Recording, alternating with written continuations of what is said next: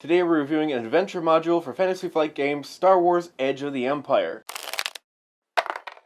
Okay, so Beyond the Rim is an adventure module, emphasis on the adventure. The basic idea, and spoilers by the way, this is kind of video that's not really for players, because you might be, playing this, and you don't want to get spoiled. Send this to your GM buddy, and then don't watch it. Let him or her tell you any details that you might need to know that aren't going to spoil anything. But basically, it's a treasure, there's a treasure ship that you've heard about, and you go looking for the treasure ship, supposedly. It's Clone Wars era, which is kind of cool. That's it. Okay, players, you can leave now. GMs who don't mind some decent spoilers. The adventure itself is one that I found to be kind of a disappointment in a way that maybe not a lot of people are really going to agree, because there is a twist that on paper I kind of like the idea of, because it's different than what you would expect. It changes things up in a different way, but what it actually did, what we know about the ship and how it's presented, it just felt anticlimactic. As a player, I remember I was just kind of disappointed. Like, oh, that's it? Alright, whatever. And I just kind of went through the motions. Now, structurally, it's actually really interesting. There's a wide variety of encounters here that resulted in some amazingly memorable experiences. Like, I realized after the fact, like after the campaign was over, when I was remembering aspects of the campaign, a lot of them were from this adventure. And I haven't even put two and two together that they were in succession of each other. The adventure itself I didn't care about, but great moments happened from it. And it's because of the way it's set up, there's certain encounters, there's a wide variety here, and it was just really exciting and memorable. What we were doing was exciting, but not why we were doing it, to me. Okay, so let's go into a bit more detail. First of all, you're going on a search for a treasure ship. You start off in this space station, which is one of the major locations, and it gets the location treatment that we come to expect for a planet that doesn't quite get the star treatment in a location sourcebook like Nar Shaddaa in Lords of Nalhada or Ord Mantell in Mask of the Pirate Queen. There's only a few pages, but there's enough to work with to where you can have a decent amount of extra content you make up on the fly.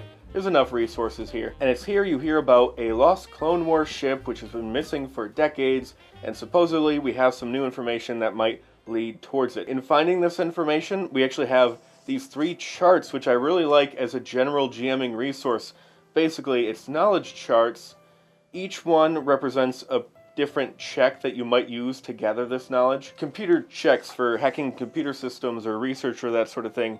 Knowledge Underworld, and also Streetwise check for just like asking around rumors and the like. And within each chart, we have these four subsections for locations mostly, or the lost ship itself, and for each one of those, how to spend the different results, triumphs, and all that. Though it should be noted, they're only positive.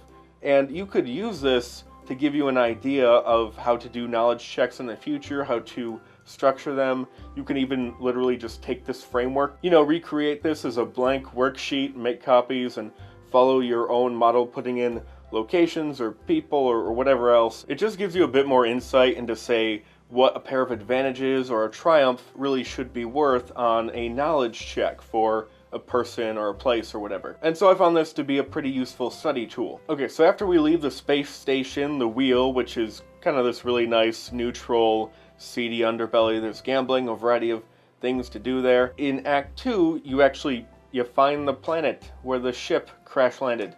You find the ship in Act 2, which is one way in which they kind of subvert expectations.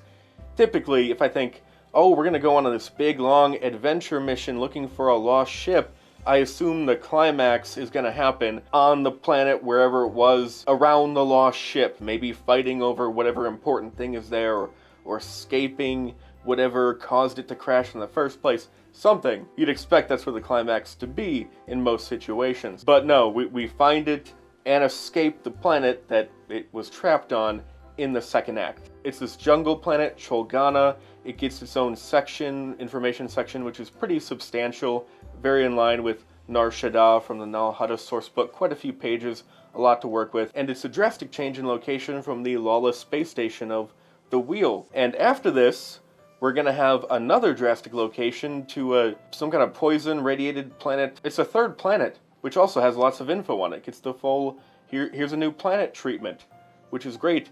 Out of all of the 3 adventures, this one has the widest variety of new big locations. 2 planets and that space station with a lot of information, or a fair amount of information on each, enough to really work with. A lot of great resources in this book. Now, as I said before, the other way this subverts expectations is that what you find there, to me, was just not all that interesting. I'm not saying it had to be a treasure ship, but it could have been something that was different than what was presented as a possibility early on, but it could have been, I don't know, just more exciting, more significant. Maybe, especially after, in my head, having it be at the end of the adventure, maybe it could be something Force-related, something kind of paranormal. Maybe I'm just channeling Indiana Jones, where we have this, you know, Edge of the Empire, Wretched Hive of Scum and Villainy kind of campaign, and then it just takes like this weird 90-degree turn into magic and all that sort of stuff.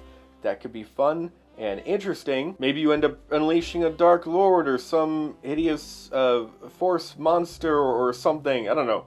Something really different than the campaign itself. That's what I was expecting. But really, what you find, it's very in line with Edge of the Empire. It feels like an Edge of the Empire campaign still, and I kind of wanted something really drastic to change because you're searching for this mysterious thing. I wanted something special to happen. I didn't want to find it and then just, oh, business as usual, let's move on. That's what it felt like. And it was just disappointing. But like I said, it does subvert expectations in some different ways, and some people are going to like that. So, I don't know, maybe this is me. However, as I said before, what you're doing, what you find isn't that exciting, but how you go about doing it is a lot of fun with a lot of variation.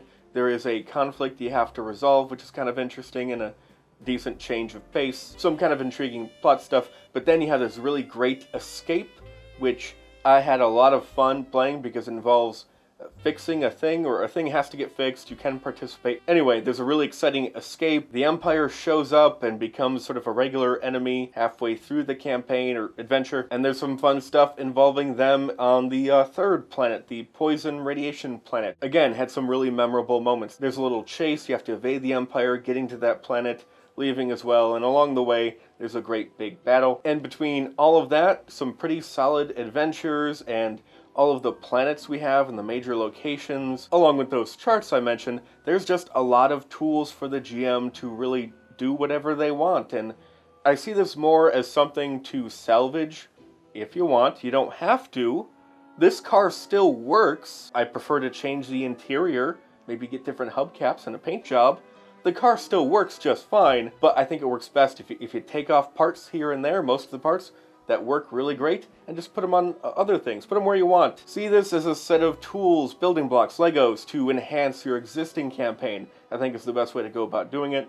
But then again, you may like the campaign as is, or adventure as is. But because I don't see a lot of story, character stuff really ingrained into this in the way that I did with Mask of the Pirate Queen, overall I actually like this a little less than Mask of the Pirate Queen. Even though it's a better built adventure, from a game mechanics standpoint, it's more interesting, but I just like, as a tool, Mask of the Pirate Queen is really good at a very specific thing, just dragging you through the muck, which may be useful for you. And I'm always going to be more interested in that kind of thing than just lots of more mechanical stuff. Anyway, next time we're going to talk about the very best Edge of the Empire adventure, and that's going to be Jewel of Yavin.